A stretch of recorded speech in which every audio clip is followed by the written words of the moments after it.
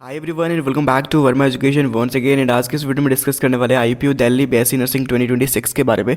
तो अगर तो आप दिल्ली से हो या फिर दिल्ली से अपना क्लास 12 पास आउट हुए हो तो आप जो है ना इस एग्ज़ाम के लिए एलिजिबल हो। वेयर एज अगर आप दिल्ली से नहीं भी हो, ऑल इंडिया के किसी भी स्टेट से हो, तो उन लोग के लिए भी गुड न्यूज़ है दैट कि दिल्ली के अंदर जो टॉप कॉलेजेस है ना बीएससी नर्सिंग के, वहाँ से आप बीएससी नर्सिंग कर सकते हो। कैसे कर सकते हो वो कंप्लीट डिटेल्स इस वीडियो में देखेंगे स्टेप बाय स्टेप। बट इस वीडियो में ना स्पेशली हम लोग IPU Delhi BSc nursing entrance examination के बारे में बात करेंगे जो बेसिकली होने वाला है मई में। ठीक है, तो अगर तो आप इस चैनल पर फर्स्ट टाइम है तो चैनल को प्लीज़ सब्सक्राइब करना और इस वीडियो को हो सके तो लाइक करना ताकि जो भी अपडेट हो ना वो आपको रेगुलरली टाइम टू टाइम मिलते रहे। ठीक है, तो आईपीयू दिल्ली की फॉर्म फिलिंग स्टार्ट हो रखी है, तो अगर आपको फिल करना है तो मेक श्योर आप हमारे व्हाट्सएप नंबर पे कांटेक्ट कर सकते हो for the further process. Now देखते फर्स्ट ऑफ ऑल एलिजिबिलिटी। ठीक है, तो एलिजिबिलिटी आप यहाँ पर बेसिक एलिजिबिलिटी देख लो। 12th पास होना चाहिए with physics chemistry biology. General category को 50% marks minimum and SC ST OBC के लिए 45% मार्क्स जो है ना वो लाना होता है क्लास 12 में। तो अगर तो आपका मार्क्स इतना है क्लास 12 में तो ऑब्वियसली आप एलिजिबल हो। मिनिमम एज जो है ना यहाँ पर 17 ईयर्स रहने वाली है और मस्ट क्वालिफाई दिल्ली CET। देखो दिल्ली CET बेसिकली है क्या, तो दिल्ली कॉमन एंट्रेंस टेस्ट है। ठीक है, इस एंट्रेंस टेस्ट के थ्रू ना आप दिल्ली के टॉप कॉलेजेस जो है ना जहाँ पर बीएससी नर्सिंग कोर्स होता है, गवर्नमेंट कॉलेजेस के नाम भी बताने वालों आगे। ठीक है, वहाँ से आप जो है ना कर सकते हो BSc nursing course. BSc nursing ही नहीं, पैरामेडिकल कोर्सेज भी होते हैं और भी बहुत सारे कोर्सेज है, तो उसकी भी वीडियो स्पेसिफिकली आने वाली है। एज क्या रहने वाली है, एज तो मैंने बता दिया 17 ईयर। अब देखो रेसिडेंट ऑफ दिल्ली। ठीक है, इस एग्ज़ाम के लिए दिल्ली CET के लिए कौन एलिजिबल है, एक तो रेसिडेंट ऑफ दिल्ली मतलब कि जो दिल्ली के रहने वाले हैं, दूसरा जो दिल्ली से पास आउट हुए हैं 10-12 वहाँ पर उसने पढ़ाई की है एंड वहाँ से पास आउट है, भले उसका घर कहीं और है। ठीक है, बट वो क्लास 10 और 12 जो है ना वो दिल्ली से पास आउट है, तो उसके लिए वो भी यहाँ पर जो है ना एलिजिबल है दिल्ली CET के लिए।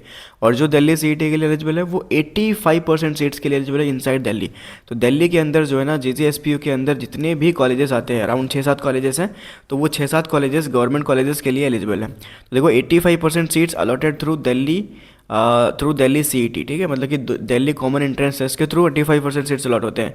बाकी 15% सीट जो है ना वो कहाँ से होंगे, AIQ ऑफ MCC मतलब कि all India quota of medical counselling committee, और जो काउंसलिंग करवाती है उसके थ्रू 15% सीट्स जो है ना फिल होगी। उसके अलावा नीट काउंसलिंग मतलब कह सकते हैं नीट काउंसलिंग, दोनों सिमिलर है। तो नीट काउंसलिंग के थ्रू होगा मतलब कि नीट UG के थ्रू 15% सीट्स फिल होगा और 85% सीट जो है ना वो दिल्ली कॉमन एंट्रेंस टेस्ट के थ्रू फिल होगा। तो ये कुछ सीट डिस्ट्रीब्यूशन है। नाउ हम लोग देख लेते हैं सबसे पहले टॉप कॉलेजेस कौन है जो इस एग्ज़ाम के थ्रू मिलते हैं।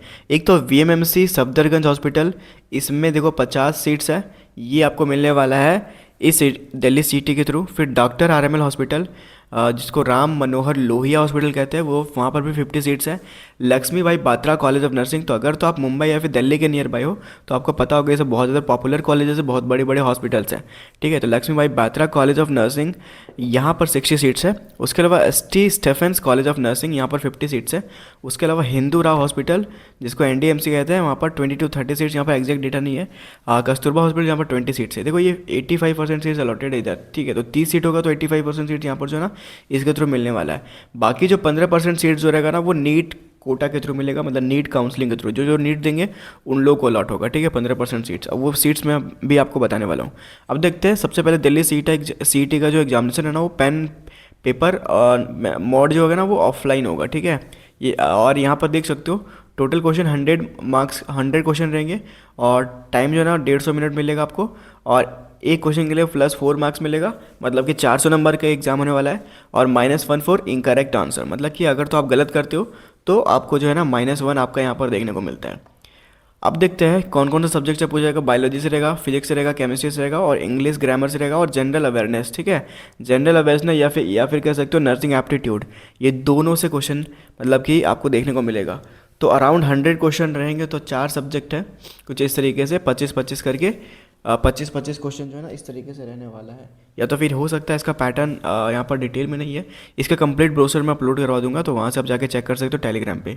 ठीक है, दीज आर द थिंग जो कि आपको जानना काफ़ी ज़रूरी था। अगर तो फॉर्म फिलिंग का डेट जानना हो ना, मेक श्योर आप कमेंट डाउन करना। मिलते हैं अगली वीडियो में। Thank you for watching.